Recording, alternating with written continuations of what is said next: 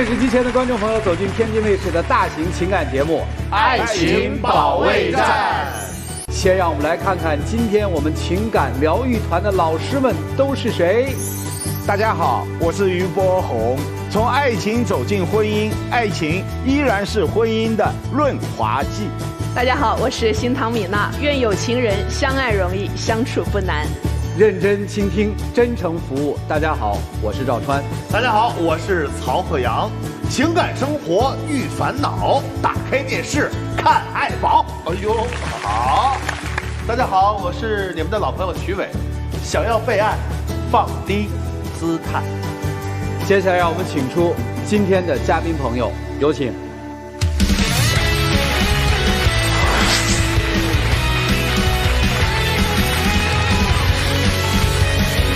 本期第一对情感嘉宾，杨先生，56岁，来自新疆，咨询师；魏女士，55岁，来自新疆，咨询师。他们的感情遇到了什么难题呢？我太太跟我这么多年来没有过过一天好日子，我就想让她离开我。在创业啊什么的，负了好多债，我就不停地去埋怨他、抱怨他。一个家庭，我觉得在这个关键的时候，因为是双方的责任，我想我是不会放弃他的。他对我越好，我心里面就内疚，我就想让他离开我。因为在那个时候，他得了脑出血，住院以后，在重症监护室没日没夜的，只有我一个人。我想在那些日子我都不知道咋样扛过来的，但是在这个时间已经过去了，我更不能离开。今天来这儿是为什么呢？我太太跟着我这么多年来，真的没有过过一天好日子啊！我一直心里很内疚啊。我就希望她能离开我。好，就是您今天是来谋求跟他分手的是吧？为什么呢？什么叫一天好日子都没过呀？这个说起来话长了啊。那是在10年前了，10年前了。因为一次这个重病脑出血，然后住进了医院啊，死里逃生我在我生命垂危的时候呢，是我的另一半一直陪着我。那更不能离开了呀。因为3个月我们都结婚了，因为我脾气很大，3天一大吵，4天一小吵，只要我喝点酒回来，他没好过的。再一个，我在单位上班，每天是看到的是很快乐的那些员工在一起，那回到家里呢，他又不爱说话，总觉得没话说，看哪不顺眼，经常就吵架。所以呢我就拼命的工作，突然那我也就每一次也朋友多呢，也想做生意啊。那生意做了多了，那肯定难免会投资就失败了。失败了以后呢，那肯定心情就不好，每天要回到家里，那就是大吵大闹，就没有好心情。我回到家里，他不说话，就给我做饭吃饭。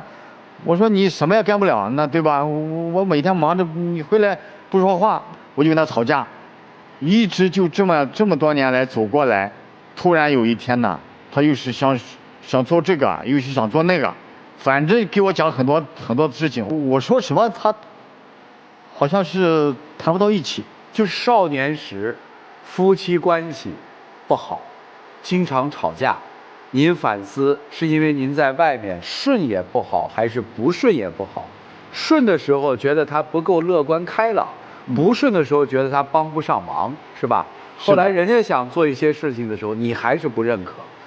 婚姻一直是特别拧巴的，是这意思吗？是的。好，突然有一天呢，我就脑出血住进医院了。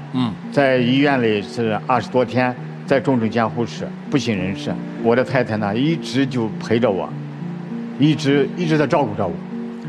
几次进重症监护室？1次、2次、3次。第一次脑出血后面有几次心肌梗死又犯了。都是妻子在陪伴着你。对。这时要离开你，又不想离开他，是吧？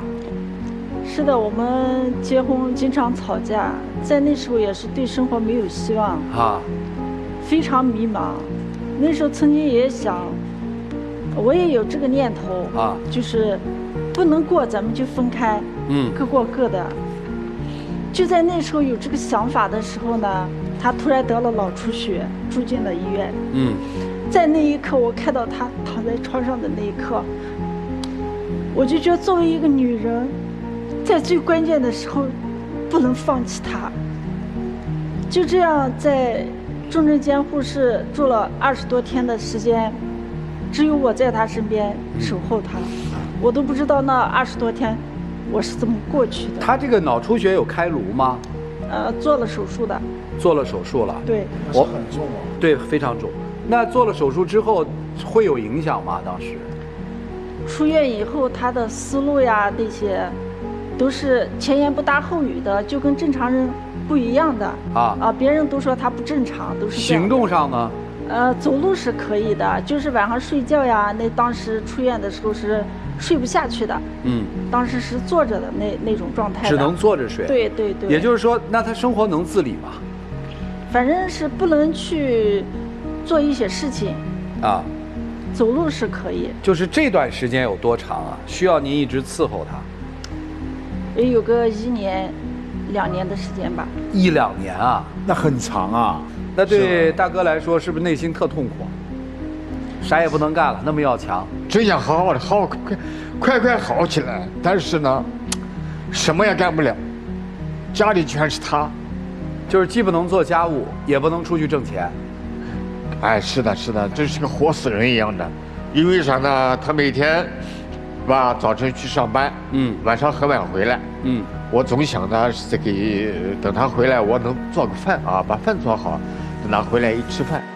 但是呢，每一次我都很费劲想办法，因为人一走吧，我一个人在家里，我生怕出问题。假如我如果在家里，我突然跌倒，那跌倒有可能就很快就不在了。那不在了，万一很多人不知道，那等他回来，我都想到了很多东西，那我就不愿意待到房子，我愿意我就每次我就出去外面走一走，尽量有人的地方我去坐一坐，因为我害怕一个人待在家里，我害怕，因为啥？我害怕万一在家里，那他回不来怎么办？所以我心里很矛盾，多少次我都想死了算球了，我不要拖累他了。看到他每天回来，什么也干不了，太痛苦了。但是你是又非常的感恩，同时也非常的内疚。对，我以前脾气很大，现在我成这个样子，他还这样子，我觉得对不起他。就是一想，我曾经那么对一个人，结果这个人要这么报恩于我。是的，所以心里很难受。大姐，我特别想问一下，就是那段时期等于先生自己待在家里，您还得出去工作是吧？那个时候他的脾气好吗？还跟你发火吗？还是依然像以前那样跟你发火？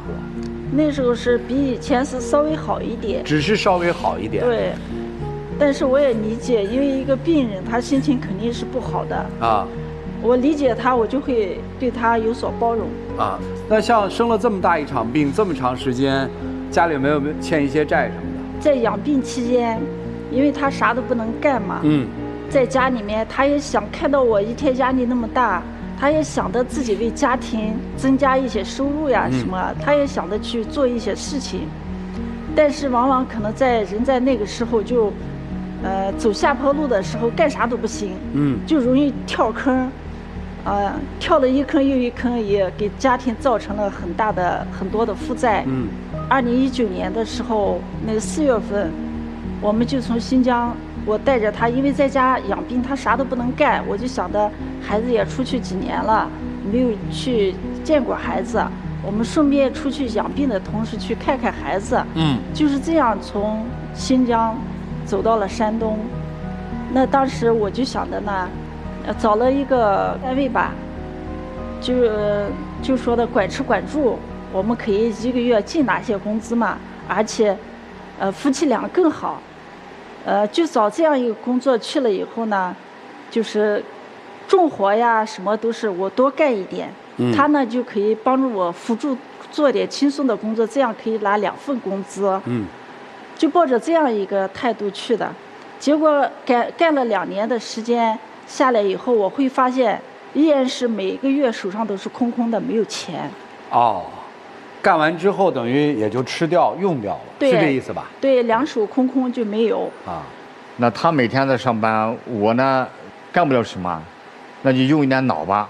曾经在一起共事的朋友让我去做这个呀，做那个，我说可以。咱们不用体力劳动啊，就在手机上干一个什么什么项目，这不挺好吗？啊，我觉得挺好。完了以后就按照我的朋友去做，没想到那个他就把钱投进去，完了以后就没了，这不到一定的时间都没有了，钱投进去都没有了。哦，就是错误投资了。对，是的。那不相当于又亏本了吗？就肯定就没有了嘛。心里内疚吗？我以为是按照我的想法去，能把挣一点钱，能让他别那么费劲，不要那么。想不到又踩坑了啊！又一坑又踩了，哎呀，这个也不可能，也不好意思给他说嘛。我以为我可以帮你减轻负担，没想到我给你带来的是更大的包袱。是的。那么后来妻子是怎么知道的？你又踩坑了，又亏了？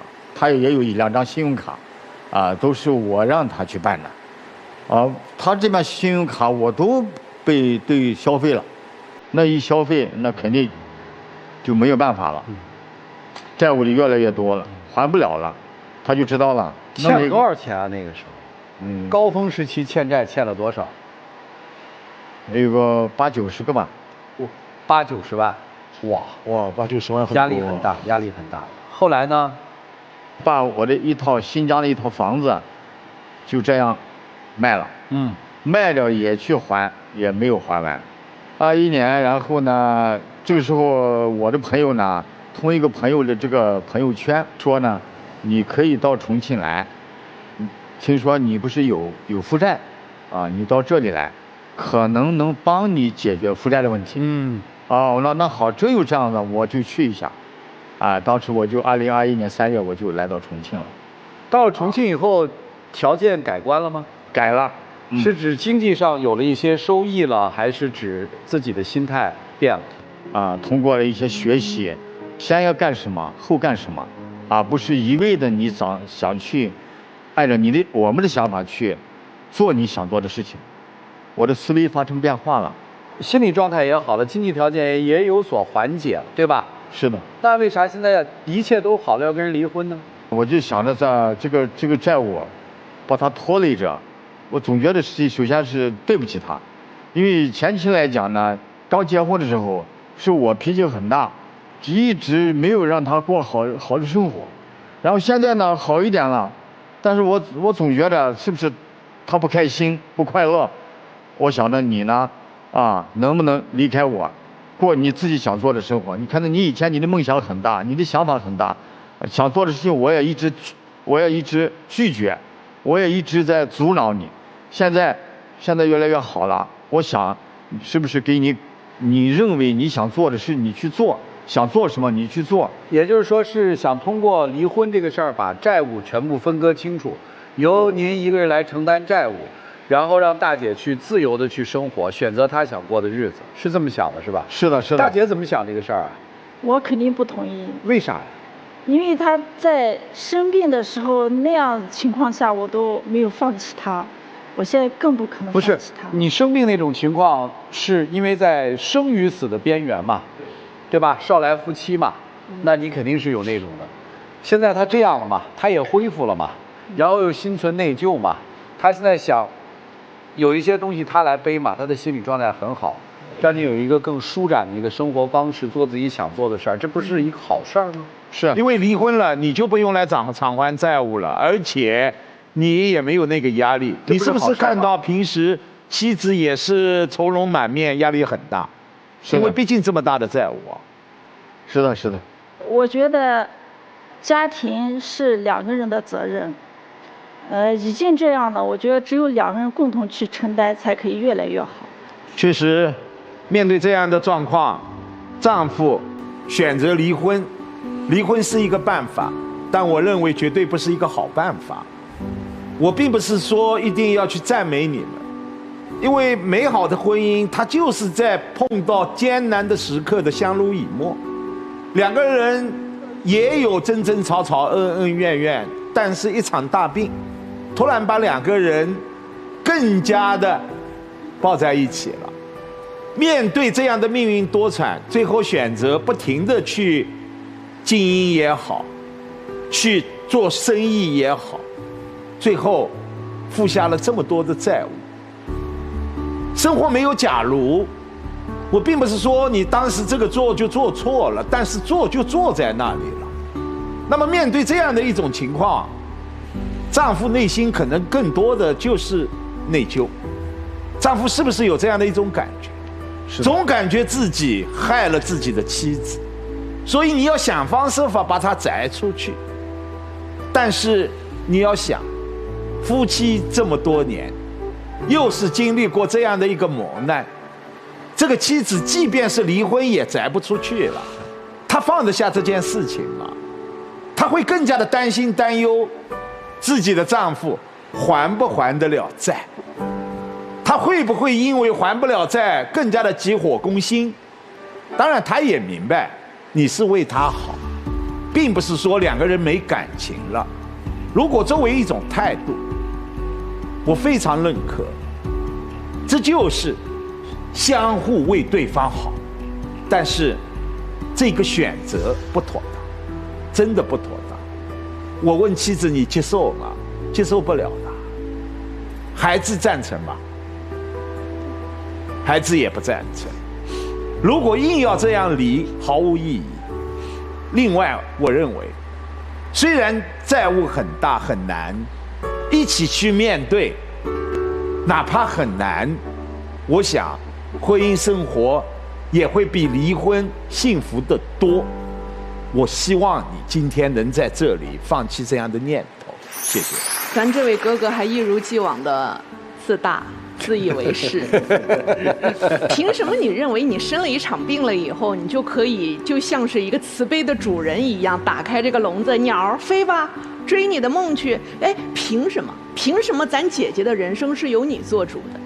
咱姐姐想救你的时候，她就救了；咱姐姐想陪着你的时候，她就陪了。凭什么你要在这个时候惺惺作态，说我不要让你被我拖累，我给你一条生路？她是自己的，她可以选择走或留，你没有权利在这个时候做出这个态。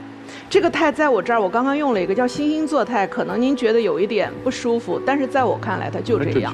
你与其在这儿哭，说我拖累了你，我对不起你，你去给我拖地去。对。你与其在这里说，哎呀，我这一些年让你跟我吃苦了，你给我揉肩啊，你别动嘴，你动手啊。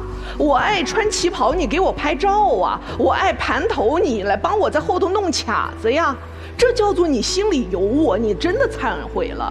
否则我就觉得是一个自尊心极强的男人，接受不了自己生病和成为妻子的包袱的时候，要反复试探的惺惺作态。我要再考验一下我老婆，老婆债务我背，你走。然后我老婆再讲义气的来一句说，不，我不走。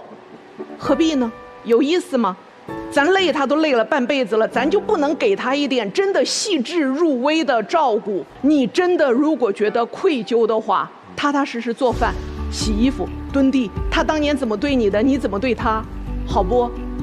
咱就别说什么分不分的这一些了，哈。这个其实作为现在的年轻人来说啊，可能是真的比较浮躁，大起大落经历的也不是很多。所以像您这样的经历了这么多，两个人从互相不对付也好啊，觉得不合适不合拍也好，一步一步从经历到生死，不离不弃走到今天，我真的觉得我是很羡慕的。我能理解您的这个心情，就说了我已经拖累你这么长时间了，放了不是。我觉得真正就是您现在有独立行为能力的时候，您才是还债的时候，情债是最难还的。未来余下的好几十年去还这个情债，您现在着急忙慌就说了，我给您自由解放，我觉得您啊踏踏实实过日子吧，把未来的日子全部给您的老伴儿，我觉得这是最好的结果。大哥呀，为什么这么作？因为心虚了。以前在家庭的位置你是上面，对吧？然后大姐绝对是任你摆布的，就拿在极端情况下您还投出去就亏了80、90万这事儿来说，您可够狠的。现在突然觉得不对呀，其实实际这个家现在靠谁呢？柯大姐，你真是不想承认这个事实啊？怎么办？我得整点动静出来。如果我要是投资成功了，哎，我位置就稳固了。那可我现在不行了，我怎么办呢？好吧，以退为进吧。你看我多么对这段感情多么的付出，为了你我可以承担所有，但是没有意义。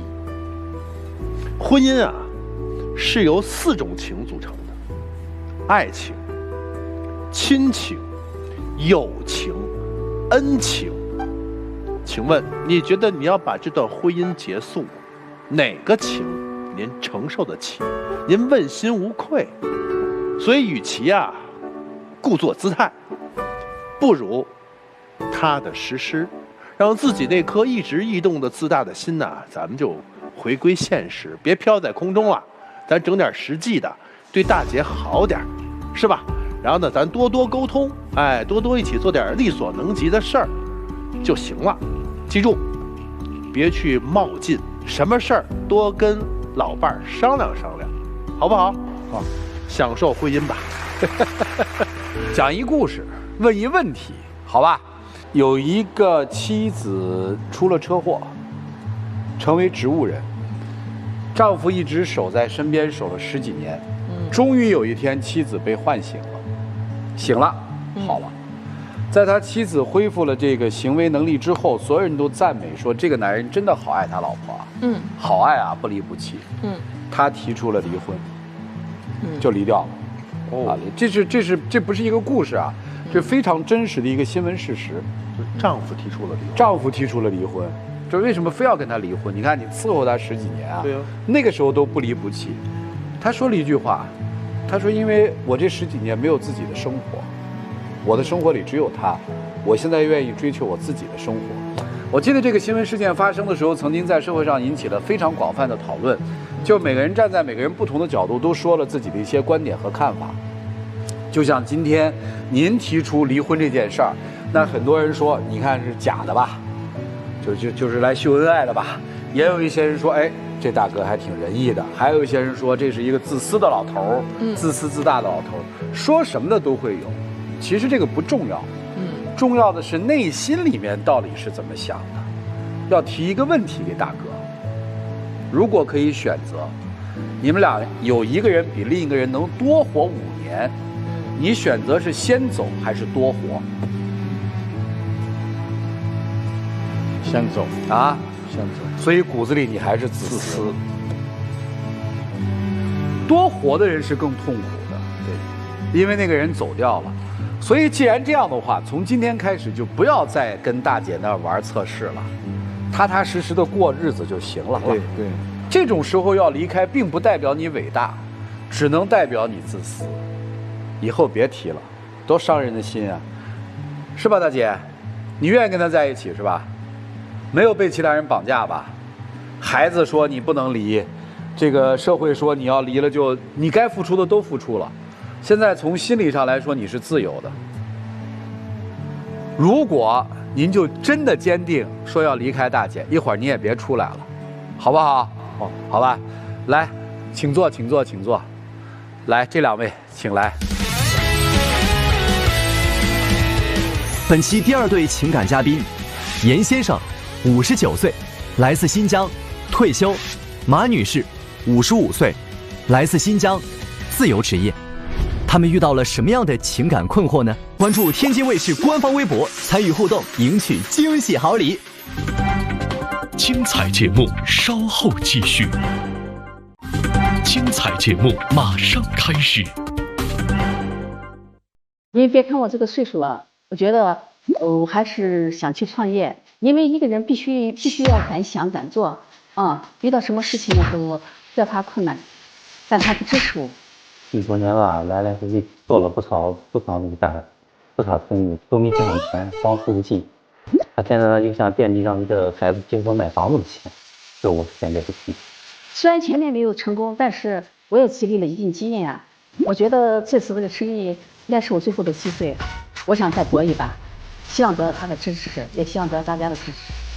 你们是为啥来啊？这个我们两个现在都退休了嘛，儿子在成都工作嘛，我们所以就来到成都定居。挺好的呀。来到成都定居嘛，另外想给儿子买个房子结婚。但是他来了以后呢，他看这个儿子现在连女朋友也没有，他就想把这个给儿子买房子的钱拿去投资，这个我就不愿意。为啥？儿子也不高兴。哎，你们结婚到底多少年啊？30多年了。哪年结的婚啊？90年。90年就结婚了。儿子多大？32了。32岁。干嘛要把买了房子不就得了？干嘛要投资啊？怎么了？这个你让我看这大哥这说到这儿不敢说了是吧？你们家谁做主啊？我们家现在钱都是他管着的。过去呢？过去我挣的钱，也交给他，但是大部分时间他管他的钱，我管我的。哎呦，这个家庭模式挺有意思的，我们听听为什么？你们俩咋认识的？谁追的谁？是我爸爸看好他的。那时候我还在上高中，我爸爸那时候是我们连的连长。我们连的连长呢？兵团的是吧？我们是兵团的。建设兵团。他从别的连队嘛调到我们这个连队来。调到我们这来了之后呢，我爸爸当连长，他当统计，就像我爸爸的勤务兵那样子。他那时候是住在宿舍里头的，经常吃饭各方面不方便。我爸爸嘛见他也长得帅，他爸爸嘛也是连长，我爸爸嘛就经常把他带到我们家，久而久之嘛，我爸爸肯定有那个意思。好，我毕业了，我们两个就开始就谈恋爱。主要是你有意思吧？你爸可能没这意思吧？听明白，你在家肯定很厉害吧，大姐？哎呀，我在家也。是吧，大哥？这在家是不是你挺听他话的？也不是。也不是。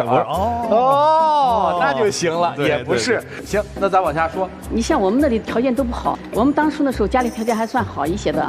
好，那时候包了2年地，我们家还挣了一点钱。后来之后我就做生意了。您做生意了？我那时候我们家孩子还小，那时候孩子可能就5、6岁，我就去做了开了一门蛋糕生意。那时候刚开始开店的时候也真的特别的辛苦。当初他结婚的时候1个月才100多块钱。100多块钱，当时肯定是不够花，也还养孩子。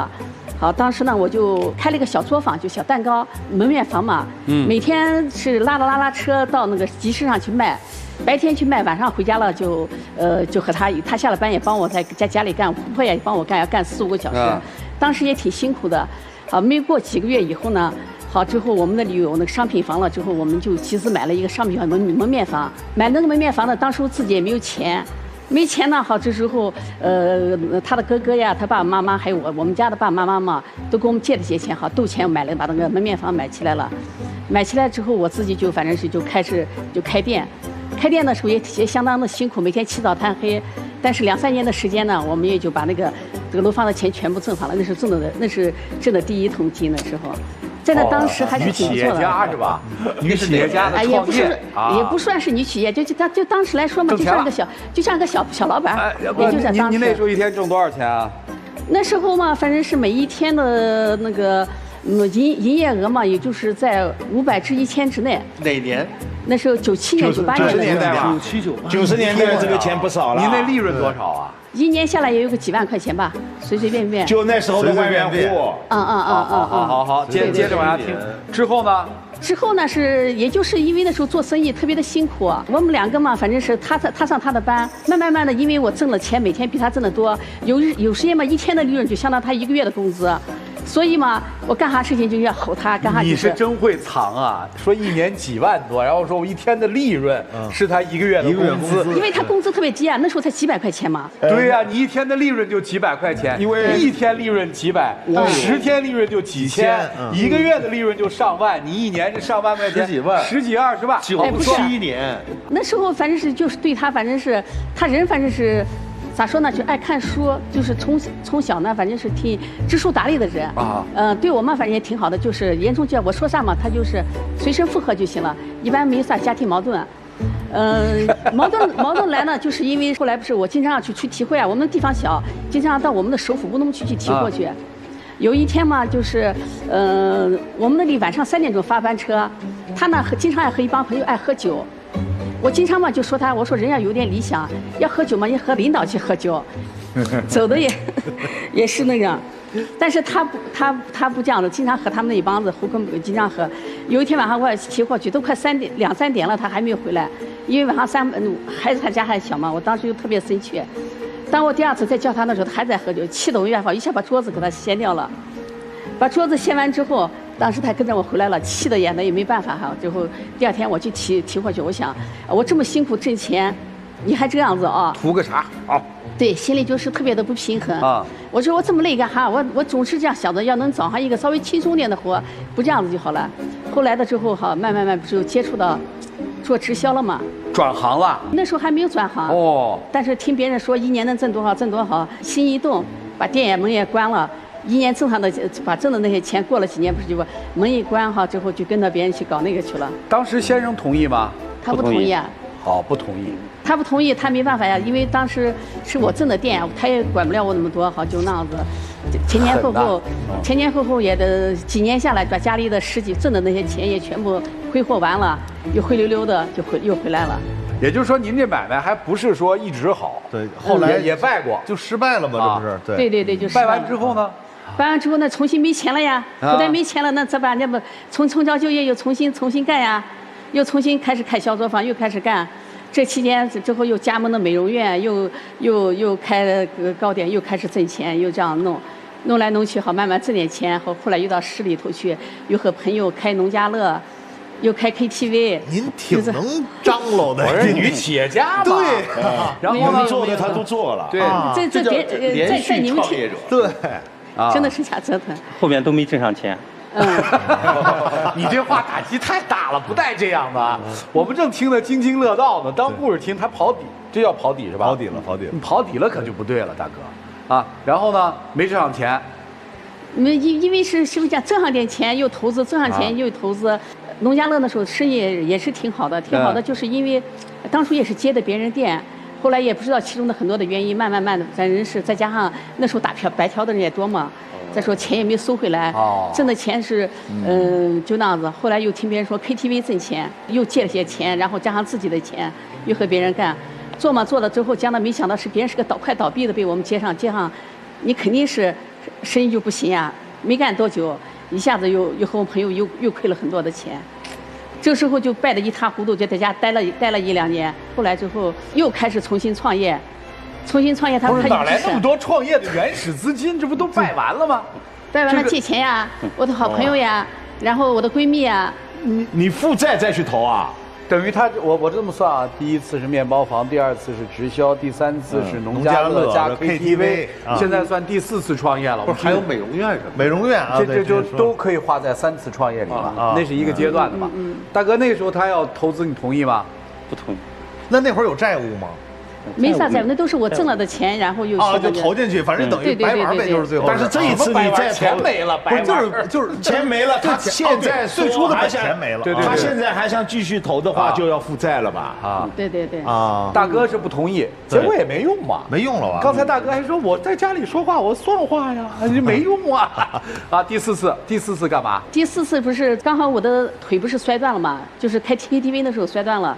我正好在家休息的时候，别人又给我讲了一个，刚好到别人是做理疗，我就看别人看养生还挺好的。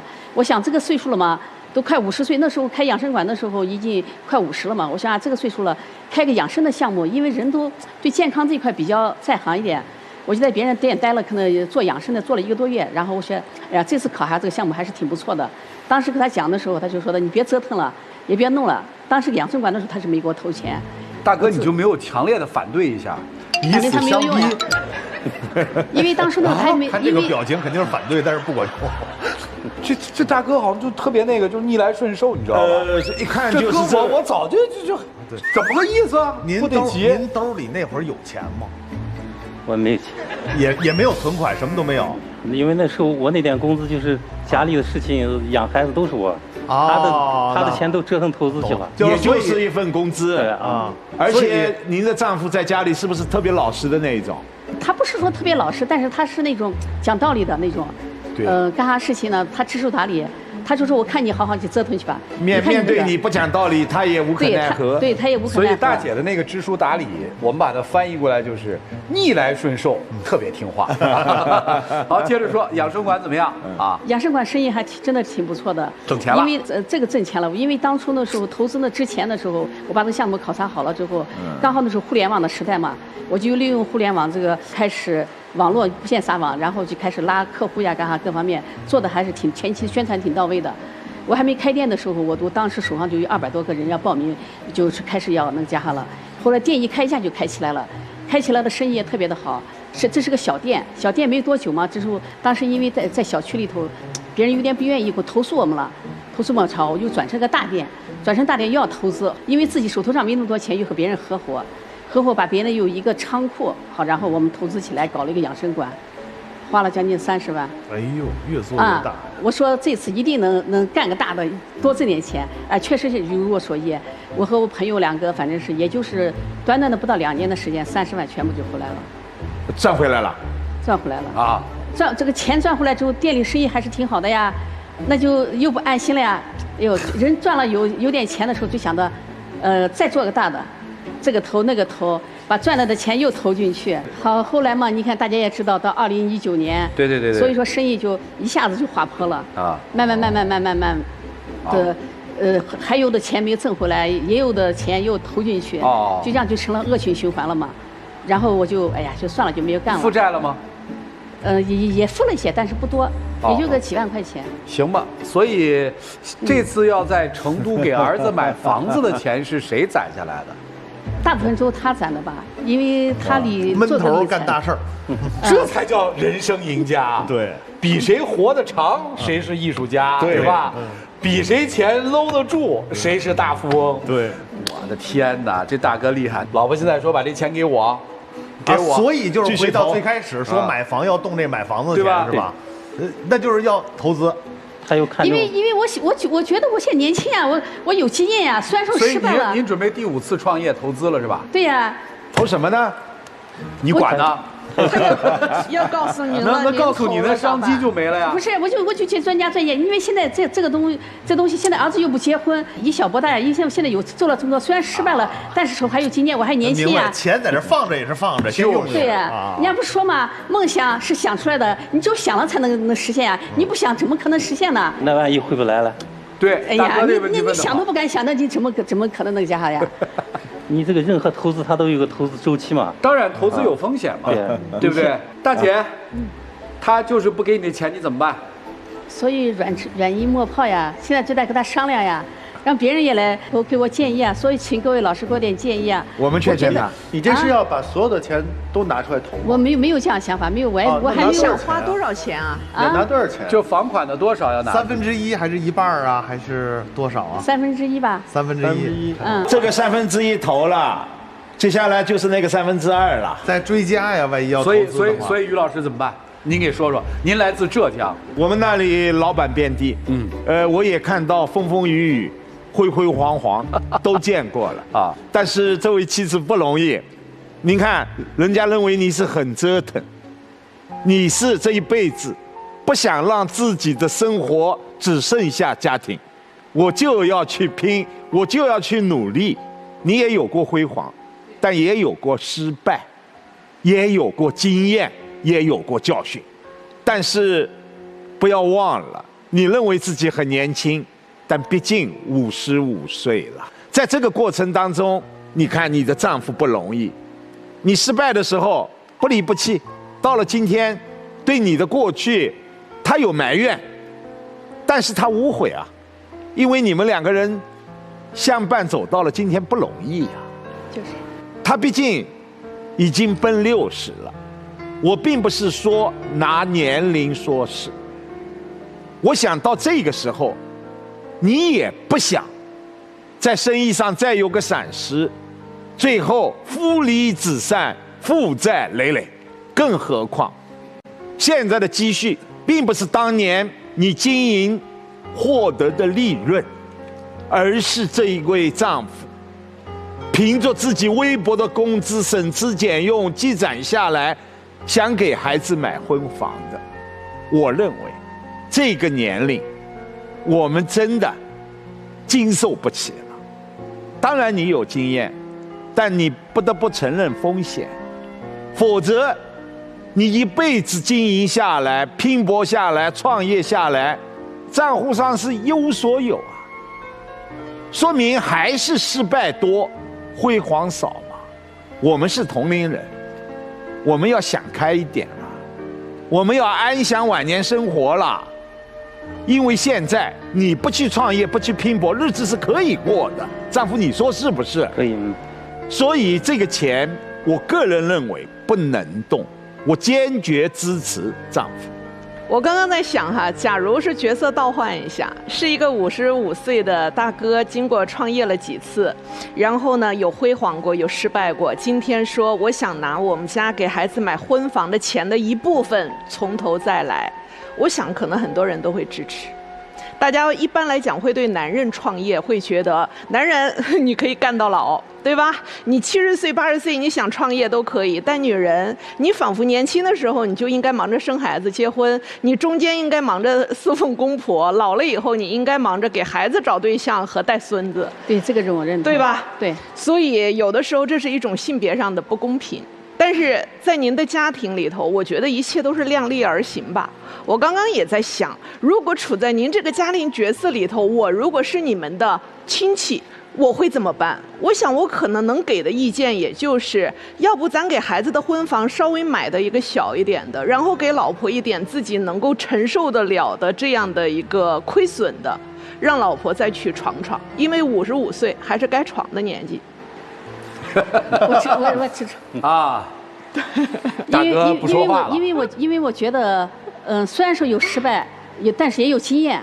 因为我觉得现在我还55岁嘛，还没到那7老80坐在那躺平的时候。但是您没有听明白我刚刚说的有一个点是什么呢？是给孩子的婚房要先买好，以防刹不住你的脚。另外，给你的那一小部分，其实是做好了你可能又要砸进去的这个思想准备了。而为什么会同意您砸？是因为反正家里头有这个钱，你让老婆自己快乐的知道我每天该干嘛，给我的生活剩下的几十年安排的好好的，这是提高了生活质量。我们最怕的就是到了50几岁的时候，忽然觉得我又年轻，但我仿佛又得退休。我如果让我什么都不干的话呢，我觉得我接下来的岁月不知如何安排，自个儿会颓下来了。所以这一些仅供您参考。我特别佩服您这一生丰富多彩，真是。但是，我感觉您丰富多彩的背后，就是您老伴儿对您的支持，默默无闻的支持。而且呢，我是觉得您还真就挺有商业头脑的，就是摔倒了再爬起来还能挣。但是确实，像刚才您说的那个，遇着特殊情况那没有办法，可能您也觉得您的才能没有得到施展的空间，还有机会。但是我是想说呀。您也得尊重一下您老伴儿的这个想法，您毕竟默默的把这房钱都攒出来了，是不是？还有一个就是孩子，你也得征求一下，毕竟是刚才米大老师说的也对，就万一您要是1/3扔进去，您要刹不住了，再追加呢。而且我刚才想的是最折中的办法，就是您二位还年轻，把孩子的房买完了，您让您老伴儿再攒呀。再攒出1/3来，您就敞开了，随便投资。好了，这是个办法。对，来得及啊，完全来得及。也是正当闯的年纪。所以这个以后什么相声这些娱乐活动就别参加了，把这钱都攒起来。听场相声后悔的，你出的什么主意啊？这个。其实我不想谈创业啊，我在想看通过退而不休背后，折射了你们婚姻什么问题。我甚至感觉到2个字儿。叫孤独。大姐，如果你不创业，你能和老公一起安享晚年吗？你们俩有话题聊吗？你这个生活充实吗？给你快乐和幸福感吗？大姐回答我，能吗？你说的话题真是说到我心坎上了。这么多年啊，说个内心的话，挺愧疚他的。因为做生意，你不可能在家里做生意，你肯定要往外去闯，要去走，要去跑。好，生意都是跑出来的嘛，对吧？人际交往啊，各方面肯定对他和对家里头肯定是多多少少的亏欠的。好，那我问您，您什么时候去补偿这份亏欠？您觉得什么时候合适？我现在还是有点不甘心，我觉得。我就问您，您觉得什么时候去补偿这么多年的亏欠？幸亏您没赚到什么钱，您要赚到钱了，您就不觉得亏欠了，是还是不是？不是。哦，还是会亏欠是吧？那告诉我什么时候去补偿这份亏欠？我现在都在默默的在补偿他了。你用什么手段去补偿了？在家里头对他们关心啊，做他们爱吃的东西啊，我特别会做美食呀。好只要我在家里头。跟老公聊天沟通吗？沟通呢。一起去旅游吗？去呢，我们只要是有空，我们都去旅游了。好的。然后您这份亏欠到底是在补偿还是在蓄力？就为你下一次创业，我先把这事儿给铺垫了，然后他就可以同意我下次创业去了。可能这1、2年我没有钱，对吧？所以说我先来积蓄能量，然后为我下面接下来可能好几年的，我顾不上你，我先找一个理由。老公，你先说吧。你需要生活当中一个忙碌的妻子，还是需要一个可以陪你一起安享晚年的爱人？那肯定是安享晚年的。这个需求有跟他说吗？说过。啊，你接收到了吗？来，妻子，你接收到了吗？所以我不想谈创业，我想谈的是2个人在一起的感情生活到底是什么。换句话说，我们去创业的目的是什么？创业目的就是为了家庭好呀，让我们生活更好。为了家庭好，什么叫家庭好？是经济条件较好，还是说我们心跟心在一起过日子，过平平淡淡的日子叫好？因为我跟你说啊，100%的家庭矛盾都是因为这个钱的问题。这是你认为的啊？这是我的认为的。老公认为是什么？有钱的问题，也有其他的问题。当然了，但钱的问题是什么事情引起的？恰恰就是你在挣钱赔钱，挣钱赔钱，但是你不光赔的是钱，更多的是赔这么多年你们在一起的时间。时间比金钱还要贵，虽然它是免费的。所以其他创业项目我不跟你谈啊，你可能谈的比我要多，头头是道，因为你试图想说服我。我想告诉你的是，什么叫人生赢家？什么叫生活？这个需要你去好好体会一下，好不好？就这。这个开题开得太复杂，今天。对，2个家庭，一样的。其实我们看它的那个内核和内质来说是一样的。这个大概代表了60年代这一代人的婚姻观。对，其实是具有代表性的。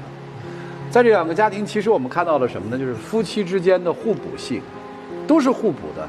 这个脾气暴一些，妻子顺一些、柔一些；这个妻子强势一些，这个丈夫包容心包容一些。所以你会发现到他们这个婚姻稳固的一个基石是在这儿的，在性格的这个上面的一个弥补或者叫互补。这是看到的第一层东西。看到第2层东西，我觉得真是对于中国人来说是一个新课题。对，为什么对于中国人来说是个新课题？过去我们讲50郎当岁已经老得不行了，60岁已经垂垂老矣了，70岁就不得了了，古稀之人了，对吧？对。现在你看50多岁的还是朝气蓬勃。实际到了这个岁数之后，我们之前没有这种很好活的经验，恰恰在这个路口的时候，社会又变迁特别快，给我们提供了太多的可能性。所以我恰恰觉得55岁、60岁的这一波人，正好是可以开创一个属于自己的新时代，或者叫这个初老阶段新活法的人。所以活法是什么？其实不知道，就是每个人都在摸索。比如大姐，您现在要摸索的是，我能不能折腾我擅长的东西？买卖是您擅长的，那让你充实，对吧？大哥可能除了对这个财产的担心之外，就财产损失的担心之外，还有一部分东西就是忙了一辈子，2个人在一起，咱多待待，对，是吧？他的需求在这儿，并不是说他不愿意去创业，没有阻止的。这大哥更那个了，咱说不好听的话，他现在有点闹娇，你知道吗？哎呀，你还是多关怀我一些，我年轻时候对你不好啊，你得对我好一些。但是要找一些，我个人觉得是一些新的目标和新的方向。年轻的时候应该是分开的，你有你的目标，我尊重，我支持。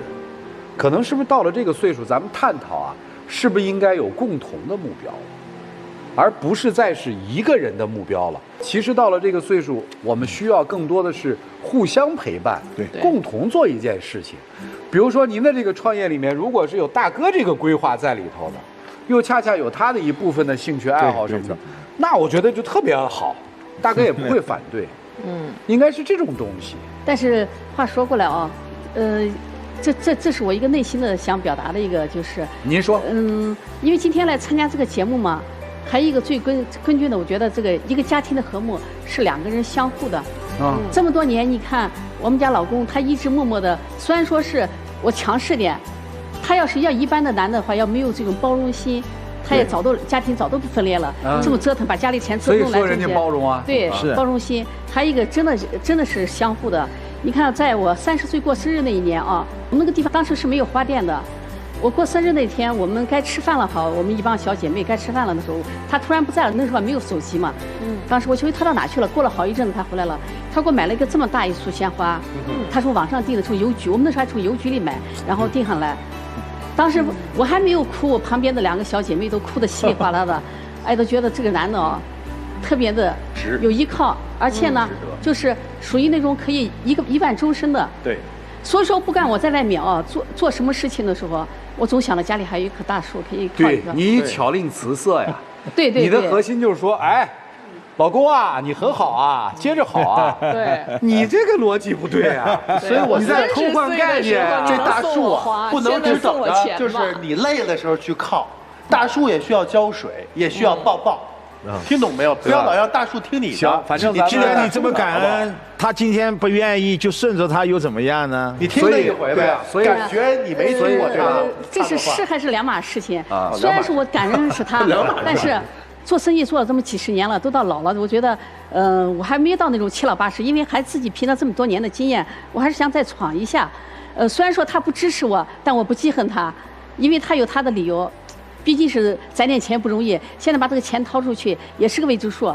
因为我想到刚到成都嘛，成都那个地方嘛，人多嘛，我想再做一个电商，我就想他再支持我一下，让我能在最后的这个。那人家何尝不想让你听他一回？如果你们选择了一个共同的项目，大哥觉得也有兴趣，也好玩，那你们就一起做这个，否则大哥绝对不投，绝对不投。大哥的需求其实特别简单，你真以为他是怕你赔钱呀？见过钱的人，陪着你起起落落过的人，他要的是这个吗？就是一辈子我都在顺从你，你就不能听我一回吗？对，就是你自己考虑吧。这里面其实创业那一部分是最小的那一部分。对，恰恰是说我们在人生这个拐点的时候。其实，如果看清楚了，这是人生一个新幸福的起点，因为孩子长大了，工作退下来了，活得相对滋润一些的，手里还是有一些闲钱的。世界又那么开放，可玩的地方有很多。你过去你说开飞机想过吗？没想过。现在可以啊，现在可以啊，低空开放了，对，商务飞机可以开了。过去想象不到的太多的事情，现在都面对你开放了。人生可以做的折腾和尝试的事儿太多了，为什么不能当一次新的开始，非要再重复和复制投资那点事儿呢？就是供你们考虑，好好商量，对吧？所以今天这个我们都是带着命题的啊。从今天开始，就不再提你离开我吧，我给你自由，您就出来。好吧。从今天开始，我们俩做事儿要绑在一起。而不是我老要自己去投资，您就出来，好吧？您说我要投资，您就别出来了，我们就知道个态度，好不好？谢谢啊，谢谢大哥大姐，来，请回，谢谢你们，请回。大姐听懂了哈，听懂了。大姐那买卖，你看，老公也不要了，这太，你这太啊！老公在思考，太那个了，都很沉重。要不我投点？对，就大哥多少年被压制习惯了，对，知道吧？好了，电视机前的观众朋友，欢迎大家通过金鱼 APP、天津 APP、网络电视万事达手机客户端收看本期节目内容，来做预测。大哥还矫情吗？不会，那就是双出喽。不过双出。来看他们自己的选择，请开门。关注天津卫视官方微博，参与互动，赢取惊喜好礼。精彩节目稍后继续。精彩节目马上开始。看他们自己的选择，请开门。肯定出来了。哎，真好。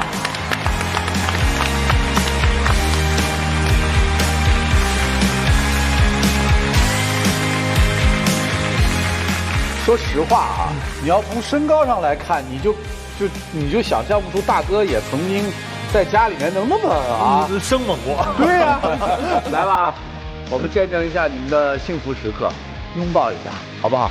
多抱一抱，来，哎呦，多抱抱，多抱抱。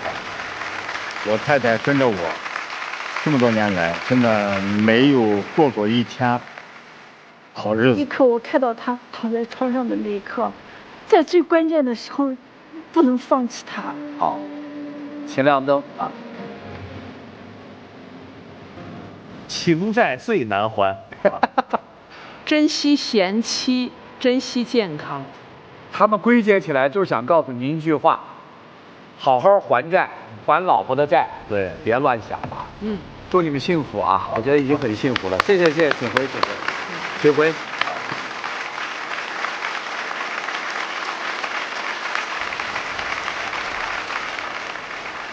这个年龄，生活可以重新开始，会幸福的。好了，电视机前的观众朋友，我们节目的唯一官方报名热线是0223606301，情感困惑的观众可以来电报名，不收取任何的费用，小心被骗。接下来我们当然要预测一下了，大姐还会继续投资吗？啊，我认为这一次大姐会顺自己丈夫一次。她要会的话，她可就不出来了啊。对啊。您是出来对吗？我是不出。出。好，就我一个人说不出。来，我们看看他们自己的选择是怎样的，请开门。啊，肯定来了，啊，没了。现在还看不见。出来了。肯定的。怎么可能呢？怎么可能呢？这不代表不投资。我们想听听达成了什么共识出来的。我们两个就是说好了，他不投资了。大哥你厉害。不是，刚才我还是听你的话，我觉得你说的有道理。现在可以干的事情那么多，真的太多了，不需要非要把家里的钱拿上那么多去投资去。真的，说的专家还是专家啊！您说的太对了。说你们专家还是专家啊！来，接下来我们一起见证属于这对恩爱夫妻的幸福时刻。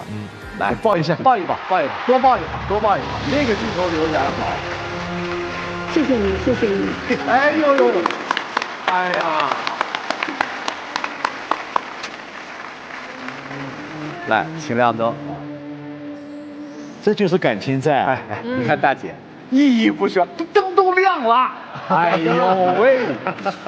这样拿出1/3的房款，你们俩饶是相声，饶是别听相声了，饶世界玩去，且玩了。对，大姐，您这辈子最好的投资，就是你老公，投资到了你老公，找到了他。谢谢你，谢谢。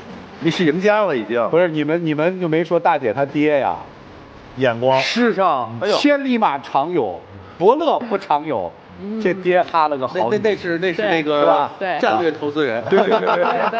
啊，祝你们幸福啊！祝你们幸福！谢谢，请回。